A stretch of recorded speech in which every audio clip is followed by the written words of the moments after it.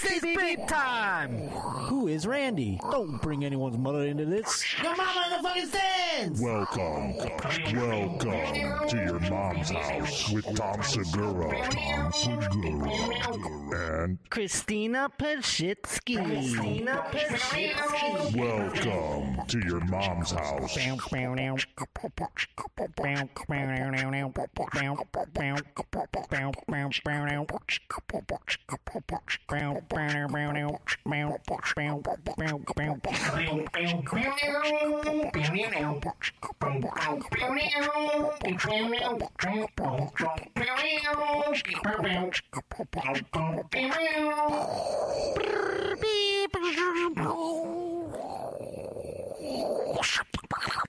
Oh boy, how are we, folks? Welcome to another episode of Behind the Jeans. I'm just gonna get centered. Oh boy, and I'm in focus this time. Oh my lord, so happy to be back.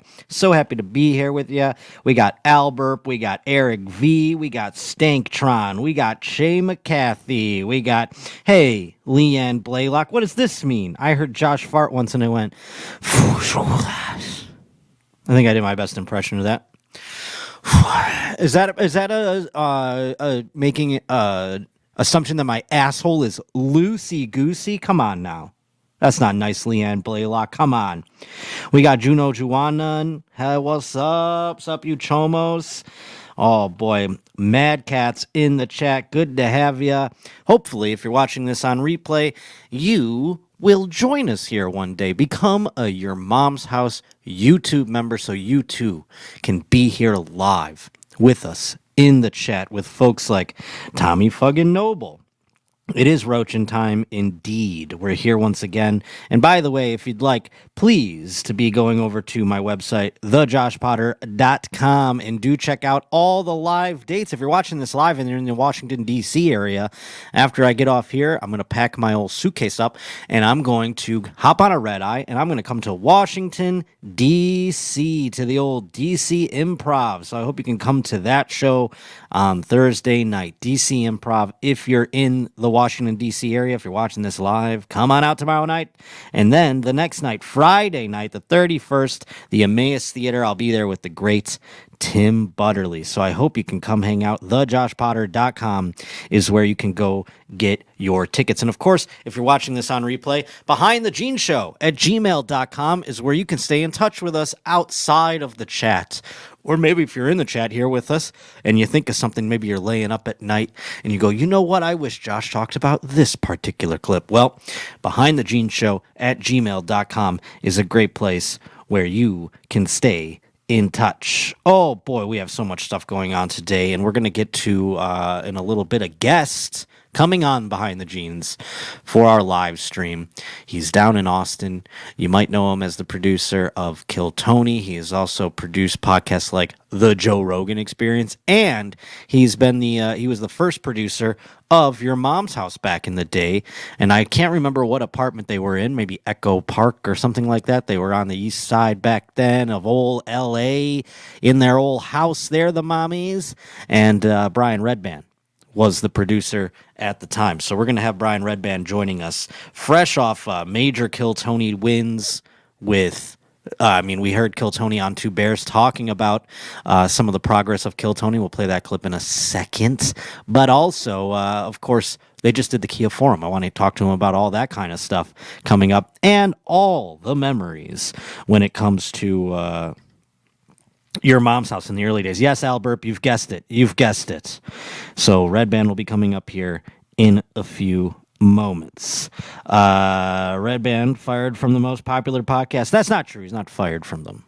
And I think once we talk to him, you'll get some insight on that. He's left some of them. Some of them he's left and continued to get paid. I think you know what I'm talking about. Anyhow, I have to say this, but even Bert looks healthier than Redban. Well, that's not something. Redban looks, now that he's making some buco dinero, I think he's been losing a little weight too. I just saw him the other day. I think he looks better than ever, to be quite honest with you. Oh boy, we got Rope Dropper. I don't know who is that. Is that a Redban reference? Does he drop ropes? I wish these things showed up. See how Taylor It's got the emojis here. I wish they translated over. We got to figure out how to make that occur.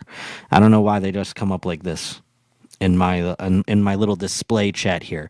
And of course, if you're just listening at home, well, you don't know what the hell I'm talking about. Get over here to YouTube and check us out, whether it be on replay or join the old chat. Rope Dropper is a Disney adult reference. Yes. Also, Park Closer in the inverse. There you go. The Rope Dropper is where they get there early, I would imagine. Yes, and then the ropes drop. Aha. I understand now. Anywho, folks, let's see. Ooh, this is a long one. I used to think Redban was a schmuck from listening to Tony talking crap all the time, but every time he's on a podcast, he seems like a great guy. No, Redban, I'll say this before he comes on, and I don't want to embarrass him. One of the nicest guys to me when I first got to Los Angeles. I got to tell you, I mean, I got here. Obviously, Tom was here. I was working with Tom. But Redban welcomed me into the Comedy Store. I mean, him and Tony got my name on the marquee at the Comedy Store for the first time. And he was always giving me rides, put me on secret shows out here. So you'll never hear a bad word come out of my mouth about Brian Redban in any capacity. Hate to Redban, that's the ultimate compliment. Shay McCarthy, look at that. What's up, Forrest Nutter joining us here? And Forrest Nutter is joining us here. I thought it was a cum joke, but that would be a pearl dropper. Obviously it's I'd rather be a rope dropper than a pole. What is the other one there called? The pole closer or the park closer. Yeah, I'd rather be the fucking rope dropper than the park closer. You know, one sounds more cucky than the other ones. The park closer sounds cucky, doesn't it? Rope dropper sounds like you're getting in there first and you're making a statement. Ooh, we might get to that one, Corey Sanchez. His story about pushing a turd back into that girl's butt with his tongue. Classic. I believe that was an adult film actress, too, so good on him. But let's hear Tony talk about some of the olden days, because I remember when I first got to Los Angeles in 2017, and that doesn't seem that long ago, by the way. When I say when I first got here to Los Angeles, I still think it just happened. I feel like I just got here, but it was 2017, and Kill Tony was still back up in the belly room. And then it moved to the main stage in the Comedy Store, and now it's friggin' at the mothership, and it's in arenas, and it's banana land. So let us get into some of discussing with Tom and Bert the early days. Huge favor. Also, it was kind of a fun thing because everybody had their podcasts, and it was like if you're another comic, like they go, "Hey, do we do my podcast?" You go, "Yeah, I want to do my friend's podcast support." I mean, I know you've probably been asked this. It can't be yes. You could not have imagined that it would reach this thing, right? Well, I'm nuts. Yeah. I'm secretly nuts. Yeah. So yeah, I did, but You I did? just didn't think it would be this soon. When the pandemic happened and all you guys and everybody and Schultz and Joe and everyone got to keep doing their podcast in a Right. sanctuary Wait, did you just go on pause then? No, we did the worst thing ever, but the people loved it, which was we complained about not being able to survive in a studio like this while people would send in 60-second sets via file and then we would Zoom with them to interview them afterwards. But it was a way to make it happen. It was crazy. So it was kind of like everybody got to see how much we were struggling and apply that to their own struggles. You know what I mean? Yeah. Instead of, everybody else is just doing their normal podcast. From what I gathered afterwards, and by the way, at the time, it was the most fucking depressed. I was losing my mind in Los Angeles. Yeah. I mean, my neighborhood was where the riots hit, where we were shooting. Our studio was at La Brea and Sunset, so there's literally homeless encampments on fire that you had to walk by to get into the studio. Like the city was on fire. Yeah, it was crazy. And so no, it was rough, but like it was relatably rough. Yeah. Because I'm like, this is not what we do. This You're show probably, sucks. I mean, I think when I think about like it's innovative. It's a very unique one and only show, but you also been the most consistent person, I think. I don't feel like you've missed a week. We have not. We have put out an episode every single Monday for 11 years. That's pretty incredible. Yeah. Everyone should know that. Yeah. 11 years. Yeah, that's pretty incredible. 11 years. Doing a podcast 11 years. So I think a lot of, it's like, it's so funny. 11 years is a hell of a long time. And like I said, when I got here, 2017, just that long ago, I mean, they must have been at that point, at over 5 years, and they were still up in the belly room. And someone actually posted in here, it said, where is it? Where is the one chat that I was going to address? Someone said that I should be on the panel. Josh, you should do Kill Tony. You'll fit in well with the blind guys on the show. Yes, I mean, there's so many handicapped people on the show. Sometimes I feel like Tony's running the Make-A-Wish for comedy over there, and I feel like I'd fit in greatly. But I also I have been on, if you are unaware, I was bound back when it was on the main room of the Comedy Store, 2019. So yeah, maybe I'll get back hopefully sometime soon. That'd be nice. But yeah, I have not been on since it's been at the mothership. I was on back in 2019, and I think David Lucas had just started coming on to Kill Tony like as a weekly guy back then, and so it wasn't too far off from the product that it is now. But man, oh man, has it come a long way. Let's hear a little bit more of this clip, shall we? I had a kid backstage. I was in, I don't know, some arena, and this kid's backstage, these college kids, and I know their dad or something, and I had just done an arena, and he's like, dude, you know what you got to do? You should get on Kill Tony. Yeah. He's like, if you do stand up on Kill Tony, that's big. Yeah. And I was like, cool. I was like, I'll tell Tony that. And he goes, you know Tony Hinchcliffe? I was like, yeah, I met him. Yeah. That was a funny story I had to play. Yeah, but it's huge now. I mean, dude, I have said this to Tony, and I don't know if they look at this as like an insult or whatever. I'm meaning it as a complete compliment. I think Kill Tony has become American Idol.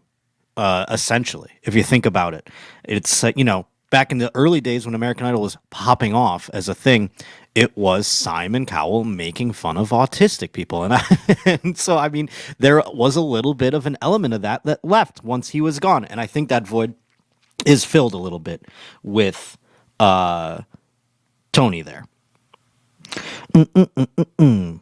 People are saying that we are lagging. Why are we lagging? I am not on Wi-Fi. I am plugged in.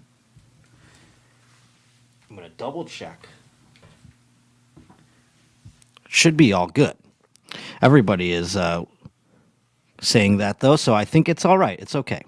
Gaslighting us into thinking our internet sucks. No, it's going to pick up here. I don't know why it's not more solid. We're plugged into the wall, for Christ's sake, over here. So maybe it's the YouTube. All right. Well, we'll get it back on track here. Hopefully it'll catch up. This is an interesting. Timo Velasquez. Kill Tony is bigger than Idol. It's like RuPaul's Drag Race. I didn't know RuPaul's Drag Race was. I mean, I was just something that I was comparing things to, at the old top of my brain there. I'm just reading some things here, trying to get to the bottom of our internet technical difficulties. It could be because I have things plugged into too many browsers open. That could be another thing. So we'll get back into it. I want to play a clip. We're talking Redban here. We have a clip. People already brought it up. I didn't want to bring this up while he was on, but let's get right into the grossest story maybe ever told on Your Mom's House. And someone already brought it up in the chat. I forget who already, but it's already been the talk of the chat. Let's get into the big poop story here. Got a lot of poop stories coming up today on the program. I ended up dating a couple of them, and then I dated a boy-girl porn star, and that was hard. And so wait, tell us about that. Yeah, I'm curious. How does that go? Yeah. Well, I'll tell you one of the worst things that ever happened. Yeah. Okay. Yeah. So she was known for getting drilled, like bad, and like vaginal. Welcome, Phyllis Maximus. We're just talking a woman getting drilled here on Behind the Jeans. And let's see how she gets drilled and how it relates to Brian Redban. We'll be on the program in minutes. And anal or yeah. Well, this is an anal here. day. Well, let me ask you this before you even get to the story. Mm-hmm. Would there be like, is it the kind of thing where like Sunday, that she's working Tuesday and Thursday that week? You know what I mean? Like, Was there build up to things? Would you know tomorrow? She worked every day. Every day? Yeah. This girl, I don't want to say who she is anymore, but this girl was one of the top girls, and she was working multiple movies every single day. And blah, blah, blah. She's still doing it? No, she's out of it now. That's why I don't really want to talk about it. But, but she was known for getting drilled. She was known as one of the more extreme girls. Okay. Kind of like an Asa Akira, type girl. Okay. So she had an anal day. And usually, do you know this the day before? Is that how it works? No, I think I knew this that day. Like I was like, "What happened tonight?" Oh, I got fucked in the ass by two guys in the ass. I was like, really? Right. But I was so dead inside that, like, in this relationship, like, I don't even know how I did this. But and usually she would come home and like shower. She had like a thing in her shower that actually just cleaned her asshole out and like kind of like a douche stick. I don't even know what it was called. It was just connected to the shower. It was weird. And she got off and she's like, I'm gonna pick me up. I got a cool party we're going to go to. And so we went to Slash's house of Guns N' Roses. And because she was friends with his wife at the time before they got divorced. Okay. And Slash's house is this huge mansion. Half of it is just a nightclub. It's just like being in a nightclub. They have full bouncers, bartenders, DJs. He's like 60 by now. Yeah. Yeah, it was ridiculous. And we decided to do Molly. She had never done like ecstasy before, Right. So she's like, let's do ecstasy and go to this party. And let's see what happens with all these rock stars. Right. Yeah, I know. Right. Huh. So we do ecstasy. She's never done it before. She is gone. She's just like, I want to fuck so bad. I'm so horny. And I was like, let's go outside. So we go outside and there's a sign like, do not go past this gate. The party you're not allowed going up this. Yeah. So we go past the gate and it's his pool area. And there's this big bush by the pool, and we go in the bush to hide, and I just start eating her ass out. And I forgot about the what she did that day before, right? and I'm eating her butt, and she's like, "Oh my god, I can't feel my butt." And I was like, "I can't feel my mouth," and she accidentally fucking farts a shit into my mouth. And I go, oh, and I taste it, like how you, like, Shit, it was it's in my mouth at this point, and I'm like, I don't want her to know that she did this, so I blew it back into her butt, and then I start wiping my face off on her butt, and I remember she just had smears all over her butt. She couldn't feel that I blew it back into her, and then I drank pool water because it was so disgusting. Oh. Tom's face there at the end is my favorite. Oh, boys, here, folks. Ladies and gentlemen, it's Brian Redban. Welcome, buddy. What's up, buddy? Hopefully the grossest story. That was the grossest story. What's that? No, your audio is great. You sound fine. Fine. That was dubbed the grossest story in your mom's house lore by many viewers and listeners. I mean, you have impact even when you come on as a guest. It's unbelievable. I haven't watched that clip in a while. I try not to remember that day, but yeah, that's pretty fucking nasty. Like it's crazy. I went through that whole time period where I was just dating porn stars, and like you just kind of, when you're in that world, you forget, like what you're doing. And looking back at that now, and I'm like, oh my god, what was I doing with my life? Like. Just that time in your life where you're dating a lot of porn stars. We all know that time in our lives. It's so funny though.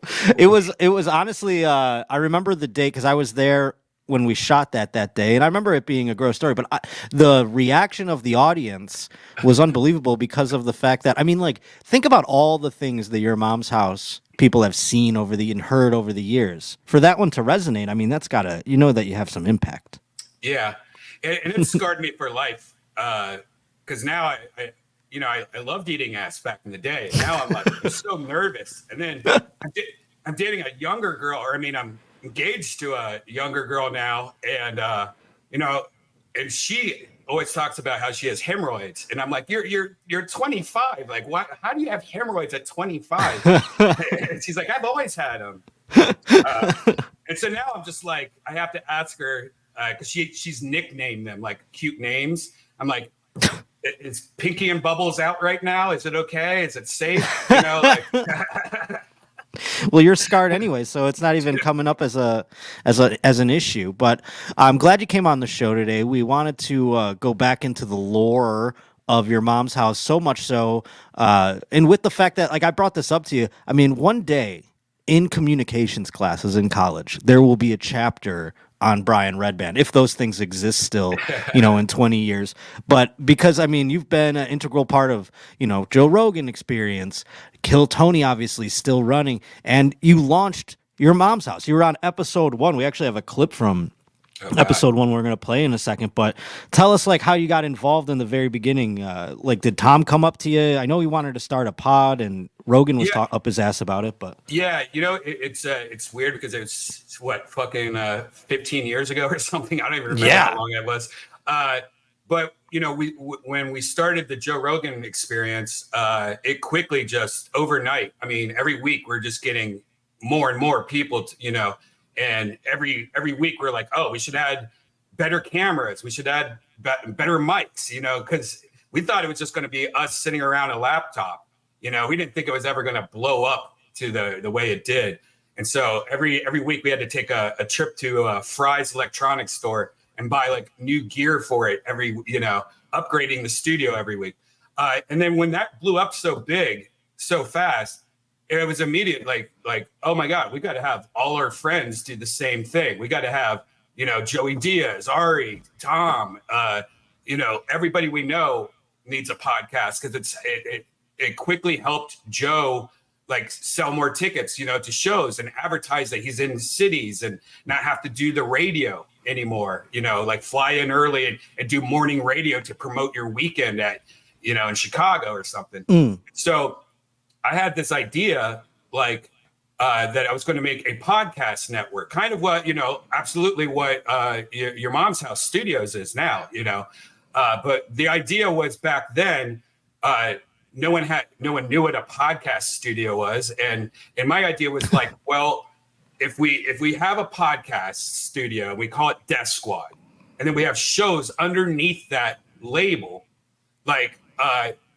they will tune in to listen to Ari Shafir, but then the next Death Squad episode is Tom Segura. And the next, so it was kind of like subscribing to a station that had shows on it, like HBO or something like that. And you're watching all the shows on HBO. I don't like the idea anymore, obviously, but but back then it seemed like it would make sense because we could promote one show called Death Squad Podcast Network that had all these shows underneath it. It was just a way for people to find other podcasts easier back then. And I remember Joe was, hounding Tom. And then I was like, come on, Tom, let's, I'll do it. I'll do all the, I'll record it. I'm building a studio at my house. I'll get all the equipment. I'll edit it. I'll upload it. I'll, do all the crap. And then that's how it started. And we started, I believe the first episode was actually before I was even finished with the studio, because I think I started Brody Stevens first, and then I started Tom Segura second, I think is what it was. So they were at your studio, not at their house then when they first started. Right. It actually went through 3 different places before they got to their house. It started off in my living room, which is, I believe, episode 1, maybe episode 2. I can't remember. And then I had a second bedroom at my house that I then made into just the studio. And we did that for probably about 6 months or so. And we would do JREs there, Joe Rogan podcasts, in that studio also sometimes. And I remember one JRE, we had Andy Dick as a guest. And Andy Dick was going to my bathroom, like every 15 minutes would be going to the bathroom to do who knows what. And I remember after that episode, I was like, you know what? I don't want Andy Dicks in my house anymore. I don't want, like, this is a bad idea. This is my house, I don't want this. So that's when I got the studio at the Ice House, which was where I was at most of the time, like for like 10 years or so. And then we moved your mom's house over to the studio where we did, I don't know, countless episodes there for a while at that studio. And then they went to their mom's house and they replaced me, Red Band, with a guy named Yellow Band. And Blue Band. Blue Band, that's right. Yellow Band was somebody I hired, Asian guy. I forgot I hired an Asian guy. I called him Yellow Band. Blue Band. And of course, everyone knows the great Blue Band. Yeah, I mean, they've gone through a couple colors in the rainbow. What's left? Green. We got a green one, a man. red one. Yeah. But we have a clip here of episode 1. Maybe we can cool. go down memory I've not- lane here. I've not seen this. It's your threesome story. Have you ever thought about bringing somebody into the bedroom as a couple? Yes.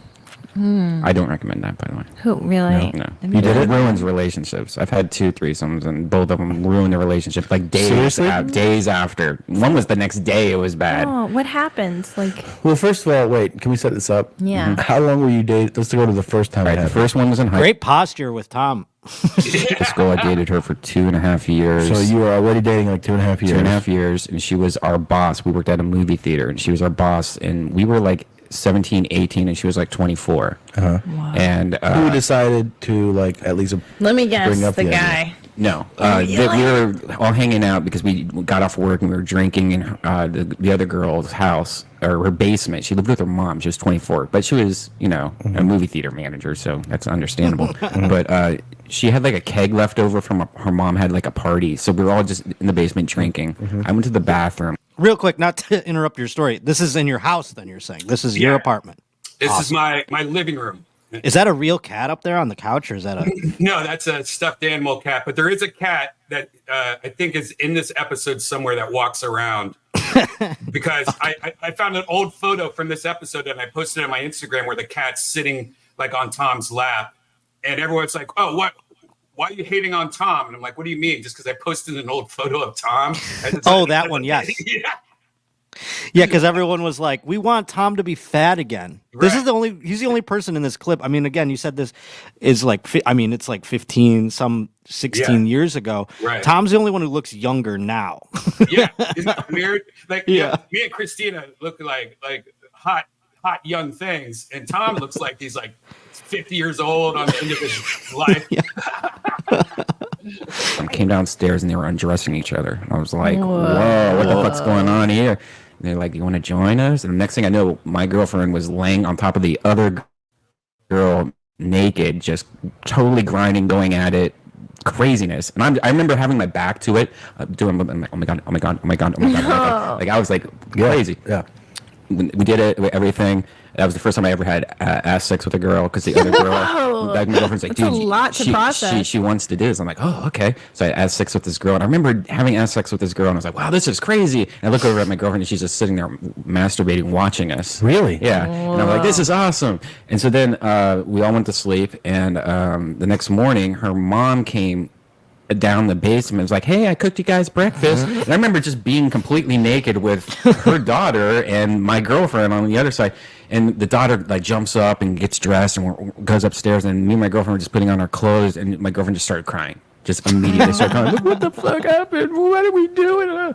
And then like 2 days later, we broke up. But Wow. That's Hell of a story for the first episode. Oh my God, making your mark right away. Oh, man. And as we know, that won't be your last time having anal sex of any sort, as we know from the lore. Hey, Now, that girl what's that that? I I'm was sorry. talking about in the story that was our manager, she ended up becoming a cop. She went to the right side of the law That's then right. and there. That's hilarious. So when Tom when he started doing the show, was there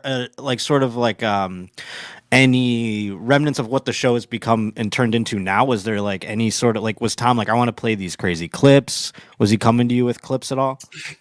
Yeah, it was actually I remember early on in the show, he started really like having a game plan. Like he I didn't know if it was you or somebody was sending him like almost like radio station like clips. Like, okay, we got like he would have like pull out a piece of paper, and it reminded me very of like morning radio. Like he had like sound bites and music and stuff. And he really hit the ground running with the show, which is what I fucking love.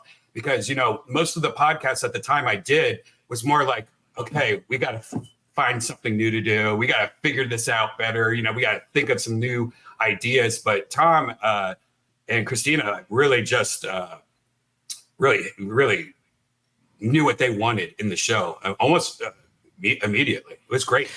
Was there ever any clips where you're like, "What the fuck is that?" Like that even shocked you? I mean, I know it probably takes a bit, but Yeah, but the problem you have to remember during that time period, this was before YouTube allowed you to stream. Sure. And we were using Ustream, which doesn't really have. They were pretty not strict, and I was friends with the president.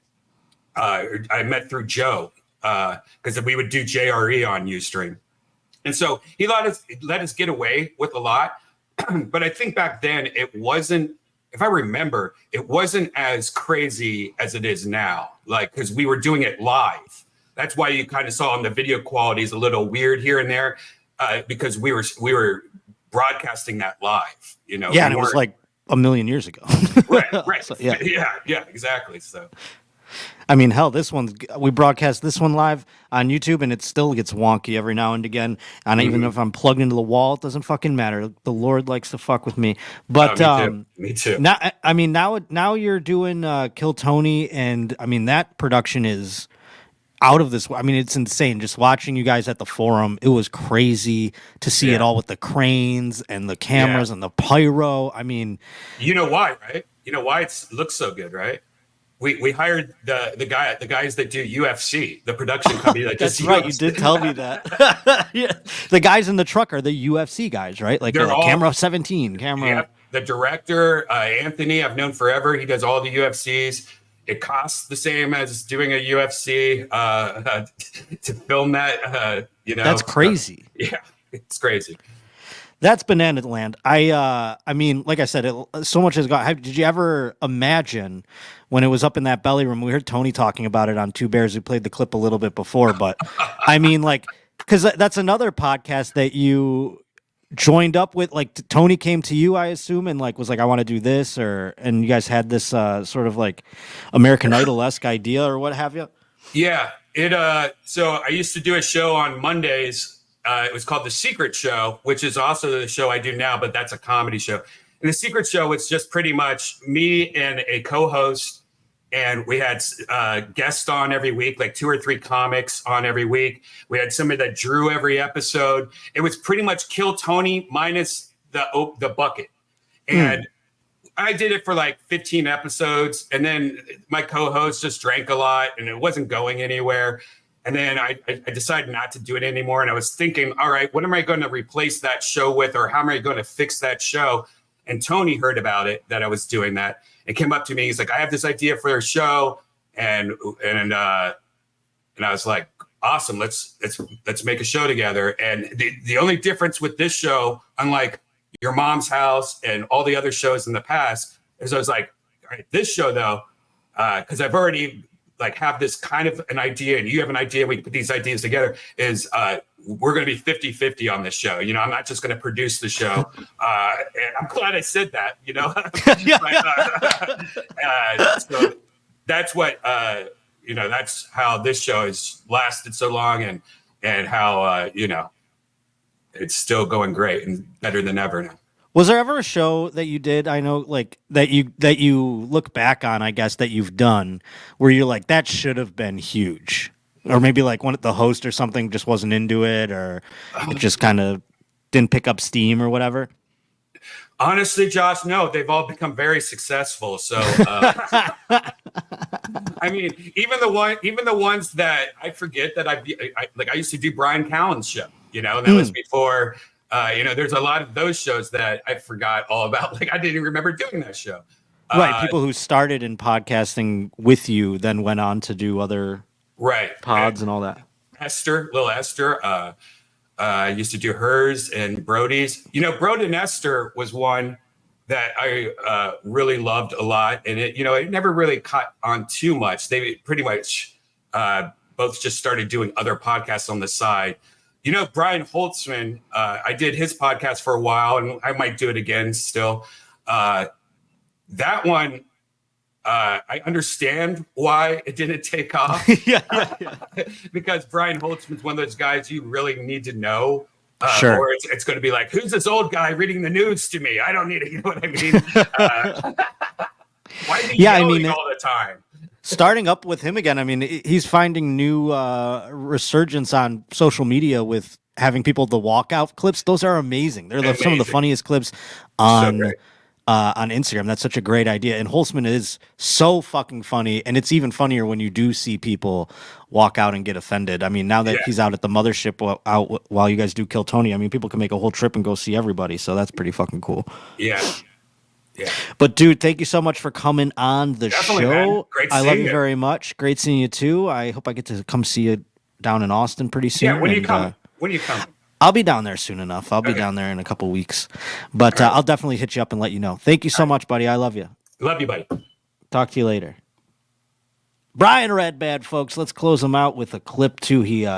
This clip here was put into the prep by Cougar, and I thought, I've never heard this story, come to think of it. So I wanted to play it. Maybe you never heard it too. It's from episode 335. It involves one Jerry Seinfeld, who's in the news today, by the way. Jerry Seinfeld, in the heels of Harrison Butker, Jerry Seinfeld decided, I like masculine men. He decided to just come out and say that. I mean, who doesn't? But I mean, at the same time, what are we doing here? Jerry, don't talk about that shit. Talk about Can I tell you a funny story about Redban? nonsense. Redban? Yeah. Okay. It just reminded me. I was at the Comedy Store the other night, and apparently Jerry Seinfeld stopped in to do a spot, and he did like a Q&A session. It's pretty crazy, first of all, so people know that Seinfeld doesn't normally drop in No. L.A. No, it's not common. Yeah, Everyone else does, but not. And I had heard also, just to make the point of how big of a deal this was, he hasn't been to the store since like 79. Mm-hmm. That's what they're saying. So. And a lot of that, there's a lot of drama between the Improv and the Comedy Store back in that era about being a paid regular. One club wouldn't let you do the other. Mm-hmm. And then what happened to the Comedy Store, some crazy booker was holding the reins to that place and like wouldn't let major acts do drop-ins because they weren't, quote, passed by Mitzi, who's the owner of the Comedy Store. So like you'd have like Sarah Silverman wanting to come and do drop-ins at the Comedy Store 10 years ago, and this booker would be like, no, you can't. And so that guy, he's gone now, and the doors have opened. So now it's like become a better place. But anyways, so Seinfeld was there. Which is a huge deal. Huge deal. And he's doing like this Q&A with the comics afterwards in the audience, I guess. And our friend, Brian Redban, raises his hand and goes, I have a question. Do you wipe standing up or sitting down? Hilarious. I think it's so funny. Apparently, not a lot of people agreed. People got upset with Brian. People, because I think he walked Seinfeld. And he was like, Seinfeld answered it and was like, all right, I got to go. Yeah. That was the last That's question. what we're doing now? Okay. Good job, Brian. That's Good really job. great. I thought it was really funny. That's really great. I would have been like, I have a question. Do you jerk off to your Porsches in them or just looking at them? Yeah. We got to ask Tom that question now. Do you jerk off looking at your Porsches or in them? Seriously, God, how much money does that guy have? I mean, he has, I don't know, there's different, accounts, but I think he's probably in the high. Someone should take the early portion of that question right there and have Tom ask Tom that question. I want to hear Big Fat Tom ask Fit Tom with a Porsche of that same question. I think that would be nice. Full circle moment. For sure. And Jay Leno? 9 figures. Leno. Yeah, with the stupid cars, too. He loves his cars. I haven't touched any of my Tonight Show money. I spend my stand-up money. Yeah. Yeah, I mean, they love cars, man. Yeah. He just sold some cars this weekend. Seinfeld was in the did? news. Yeah, he auctioned off some of his Porsches. Oh, good for him. They sold for a lot of money. Wow. Yeah, he has like He needs the cash. collector. Well, he said he wanted to put them back into circulation. He goes, I've enjoyed them. It's time to. I respect that too. Hey, he seems like a nice dude. I don't Yeah. think there's anything wrong with that guy. No, I don't either. I've never heard and I anything think I bad. believe it. He's probably like, I've had these a while. I should probably just put them back out there. Sold Yeah. them. But I love that Brian asked that question. It's so Jerry funny. It's the Seinfeld. funniest thing I've ever heard. Do you wipe sitting down or standing up? And he answered it, right? And he answered it. Yeah, And I think he's he like, goes, all right. Yeah, and he was like, that's enough, assholes. And then they walked him, which is And amazing. people were like, Brian. Yeah, people were mad. People weren't happy about that. I love that. Leave it to Mr. Redban to ask the important questions of Jerry Seinfeld. I would love to. I mean, boy, oh boy. That's one guy I've not been in a room with. And there's probably reason for that. I say filthy shit on the stage. I wish I could say clean. I'd actually challenge myself to write one really squeaky clean thing that Seinfeld would find appropriate. But alas, here we are talking about jizz constantly. Oh boy, look at this. We got a nice super chat that coming from Don't Trip. Here's to getting the Roach in Unfrosted 2. Oh boy. The Roach, he will, I mean, when I get in there, they'll call it frosted. You know what I'm saying? Because I will make Josh come 2024, baby. That's all I'm saying. Thank you for the $4.99 there. Don't Trip. I got to tell you, the Glasses Fund is getting more and more full, and boy, oh boy, do I need it. I mean, that's one of the part of the reasons why I suck so bad at this sometimes. My glasses, I scratched them all up on the only side I need to see out of. I don't care if this side gets scratched up. I'm blind in this eye. It's this side. And here we are, just scratched to hell. But yeah, that would be interesting to hear. I don't even know. I mean, that would be funny to have that Tom ask the other Tom that question. And I think Cougar has heard my cries. But another piece of news that happened, and boy, oh boy, shots heard round the world. It is the Shart heard round the world, folks. Christina revealing this story today. Let's get into it. This is a YMH exclusive. YMH Oh my God. Exclusive. YMH exclusive. That's right. That's right, Corey. No, hold on. I was alone. I was alone with Julian, our youngest. Yeah. And we had a housekeeper in the house too at the time. Okay, so that lady's cleaning, and I'm in the pantry with our boy. And let's just say we know I'm on the Ozempis, and I have menopausal stuff, so I have a hard time browning. So I'll take the Ozempis. They don't let you poop, huh? That's something I'm learning now about them. I'm not on them. I'm too poor to have the Ozempic. I'm not going to get the Ozempis, although that would help me out. But the Ozempis, do they make you ripped, or they just make you lose weight? I don't know. But I'm not on them. They frighten me. I don't take medicine. But I thought they'd make you shit more. I thought that was the whole point. You lose weight so the shits are pouring out of you. But that was interesting news to me. stool softeners. Sometimes I mix them with like a little dose of laxative just to like spice it up to see what happens. And I was in the pantry and I went to fart and I sharted.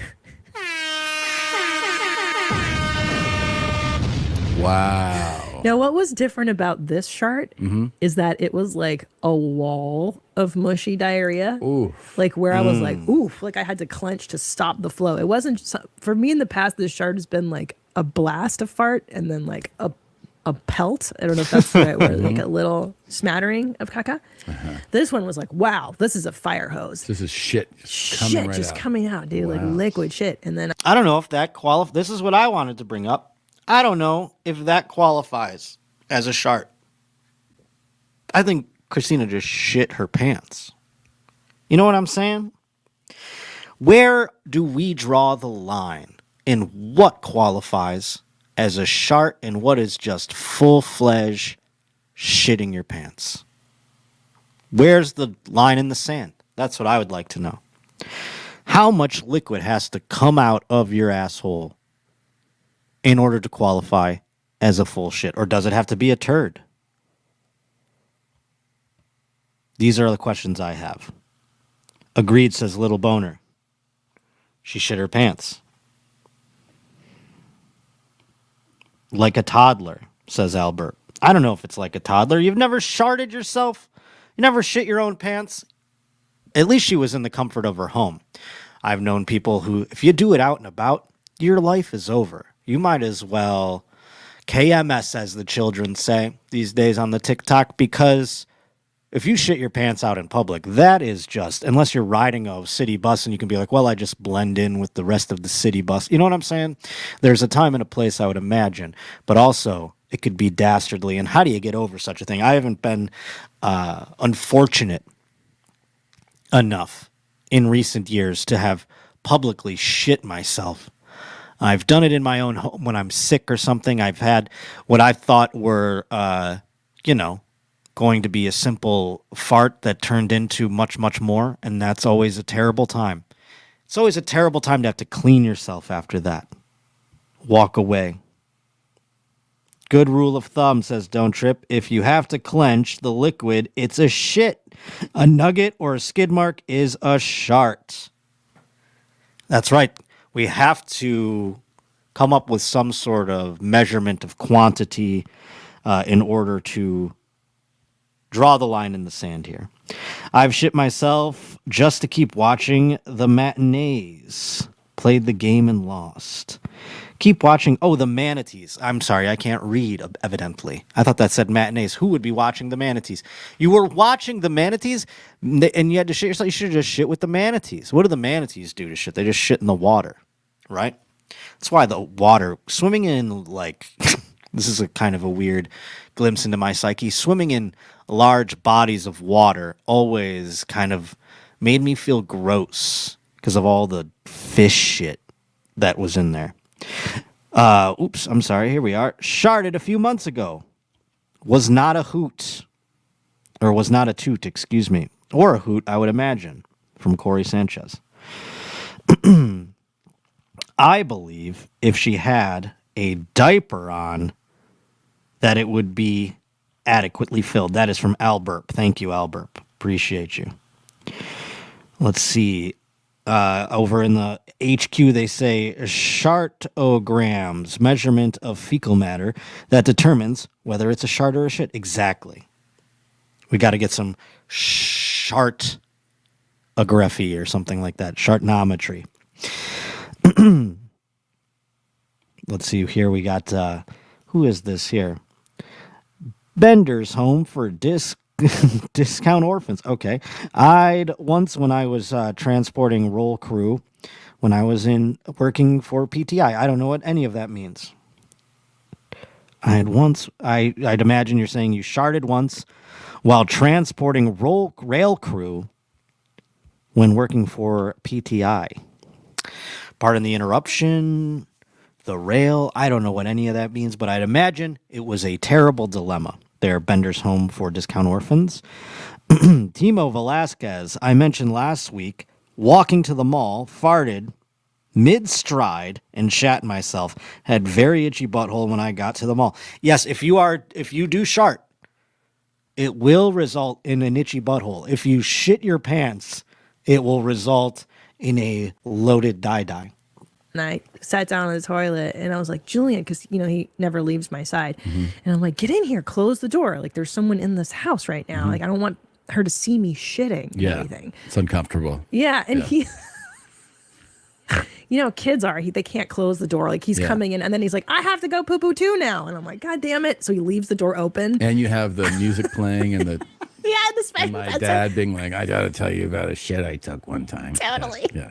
And he leaves the door open as I'm diarrheaing. And any minute, the housekeeper's going to walk by. Yeah. Very precarious, as every person with kids knows. You just shit with the door open. Yeah.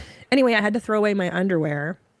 And so our 5-year-old watched me wrap that up in like tissue, and then I put it in the wastebasket. Now, normally I'd say that is distinct quantity of a shit right there. If underwear has to be thrown away, but I feel like women underwear, because it covers less area, it's easier to fill that die up than it is, say, a men's underwear. Is that fair to say? I'm not sure. Lil Boner. I shit my pants right after the pandemic in Santa Monica because everything was closed.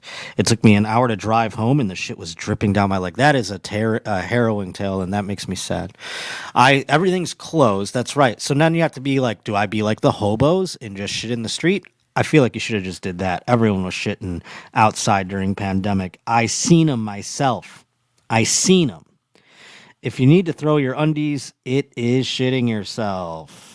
100% if you're throwing away, it's shitting your pants. Forrest Nutter, Timo Velasquez, they all agree. Eric V, we need to take a step back, think about it, and email. That's a very good point there. And of course, we all know the email, folks, behindthegeneshow@gmail.com. Take your time, think about it, come back to the table, and let us know. The way Stangtron, who was it that said it? It was Mr. Eric V, excuse me. Hooked up the next day, I was puking in the sink, hungover, farted, shit came out and threw my boxers away in the trash. She never talked to me again. Oh my Lord, that is a terrible tale of hooking up. I have had it where I've had farts just in my body, collecting. And I've been at a woman's house and I've waited till I've gone outside. I remember a girl walked me to my Uber one time and I was like, you don't have to. I was trying to just go out the lobby of her building and beeline it to the Uber whilst propelling myself via fart. And lo and behold, she walked me out there. So I'm just like, you know, when they just like are hurting you, you have to let them out. And I mean, that wasn't a Shart, but boy, oh boy, did I feel 19 pounds lighter after I let that thing happen. Boy, oh boy. Sharting is park closer behavior, says Melissa. That's very good. That's very good. How about another don't trip shitting story? I love shit stories. It says here, I shat myself and was camping at a lake. Well, that just is where you got to do it. Don't shit yourself. You got the whole woods. Dig a hole. Went in to clean myself off, forgot I had females coming to meet me, and ended up cleaning my ass out whilst talking to the group of women. Well, at least when you arrived out of the water, it was clean. It would have been funny if they were like, let me come swimming with you. Let me come hop in there and go swimming with you. I can't wait. Oh my God. And then they're just waiting in your shit that you just wiped from your beehole. Anywho, speaking of... No, it's going to kill me, which is what the natives would have wanted. So, I'm doing my part. Oh, my goodness. Here are some appetizer questions. Here we go. Are you seeing anybody? No, I'm a single fella. And, I like to say I'm more of a bachelor. Fancy. Because that sounds better than 39 and single with a cat. Do you have a cat? Of course. A single man is a cat. That's a red flag. I have his name tattooed on me. Where? On my arm. Samson. He's my guy. I got my old dog's name tattooed on my foot. Why not? Live in the moment. Do you tattoo all of your animals' names? You have a lot of names. You got Free. What is this? Because Tammy? I'm free. I can't This see. is Danny, my Danny. grandfather, Marie, my grandmother, my mom, Gail. I got a Sacred Heart, my dad's name in it when he was born and when he died. Why not? Why the hell not? Or is that another one of your little red flags? Yeah, I mean, You're like Mario at the end of every level, popping up red flags everywhere. I was going to give you a gift for our first date, but maybe this Are is a those red flag. mushrooms? No, they're berries and bubbly. Now, I'm going to be honest. This was gifted to me. I did Panel and Kill Tony. They gave me this. you're giving me And I'm a giving it to secondhand you. gift. That's so Native American of you. I love Native American culture. This ring was given to me by a group of natives in San Antonio. I feel like I have to give you something back since we're borrowing. Isn't that like a trade thing? Yeah. Yeah. I don't Well, your have. presence is a present. Oh. Oh, yeah. You're not single. That's complimentary. That's a green flag. Yeah. See? Uh-oh, he turned it around, folks. And of course, Ian Fidance on first date. And boy, oh boy, I knew that was going to be a juicy, fun episode because I can't imagine. It's one of those types of energies, knowing Ian Fidance and limitedly knowing Lauren. I was like, ooh, I can't wait to see how these two come together and speak about dating. I would imagine they have very differing philosophies when it comes to these types of things. But also, I think Ian is so, and I mean this in the best way possible, out there that his red flags could all be so red and have so many of them that it somehow turns into and morphs into one giant green flag for a person like Lauren. But that I thought was a very interesting episode. Go check it out and make sure you watch all of the episodes. Oh, I'm trying to read this at the same time as I'm talking. Timo has endless stories about not shitting in the toilet. Don't we all? We all got to bring something to the table. Brian Redban had multiple stories regarding anal sex when we reviewed some of the tape. And of course, Timo perhaps has, his niche as well. Ian looks like Potter if he had better vision and an appetite for penis. That's a good point. People have made that sometimes, when I shave the old beard off, sometimes they're like, what are you trying to be, Ian Fidance? And I was like, no, I'm not trying to be Ian Fidance. I haven't blown any random people lately. Give me a break. I just have glasses. Anywho, folks, Don't be jealous. Wait, what is Corey jealous of? I'm trying to get to the bottom of he's jealous of the poop stories. Corey, Timo says, don't be jealous, Corey. You can do it too. LOL. Yes, we can all not shit in the toilet. If there's one thing pandemic taught us, it's that we can all just not shit in the toilet and do it outside. You don't think cock is delicious? I mean, not yet. I could always change. I mean, I'm going through a midlife crisis at the moment. I'm trying to figure out who I am, and maybe that at the end of the day, that's all that I need is one of those Ian Fidance type level hookups on what was he called? What did he call the fucking? I don't even remember the name of the app that he used. That's like you can go to just a random place, fuck somebody. Well, I was looking up for my final clip here, and the way to end the program today, and it is because we talked about music last week. We reviewed so many of the people who contributed music to Your Mom's House over the years, and I did get inundated with one that I neglected to play and bring up. I did mention this person, but it is one that I neglected to play a song from, so I thought I would do it. But first, I want to say thank you all so much for coming to the program today. Garrett Gage, got to give him a shout out. Corey Sanchez, Taylor's here, Timo's here, Eric V, of course, Albert, Little Boner. Thank you all for coming. We got Trox here. He's the fucking man. God bless you, Trox. RJ's here. Shout out to everybody. Melissa had a great chat today. Oh, my Lord. Stanktron. And if I'm forgetting anybody, I do apologize a great deal, but I love having you all here. I do hope you join us next week, and if you're watching this on replay, I do hope you join us in the chat as well. Become a member. Join up with the YouTube. BehindTheGeneShow@gmail.com is where you can let us know anything and everything that we might have forgot about. We try to review all the shows. I only got an hour here. We talked to Redban. That was some awesome insight into the early days of podcasting, if you're into that kind of history sort of thing. I hope you enjoyed that, and pleased to be coming to see me live. I will be in Washington, D.C. If you're watching this live and you're in the D.C. area, I will be there Thursday night, tomorrow night, over at the D.C. Improv. Come check it out. Tickets at thejoshpotter.com. The next day, going to be in Emmaus, Pennsylvania, at the Emmaus Theater with the great Tim Butterly, who's absolutely hilarious. Again, go to thejoshpotter.com and buy tickets. But yes, I wanted to wrap things up with a song from the great Hen Dog. We didn't play any of his music last week, and people were up my ass about it, so I wanted to end with a classic Hen Dog song that will be stuck in your head. It's Don't Be Stingy, the Ed Asner jam, the Hen Dog remix. Here it is to round things out. I love you very much. Have a great week, everybody. We'll see you next Wednesday. Playing with your titties, put your balls in my mouth. Put your balls in my mouth. Make you just come and come and come and come and come and come and fill my mouth. Yeah, I'll swallow if I wanted to. Yeah, I'll swallow if I wanted to. Put a big hickey on your inner thigh there and make it nice and red.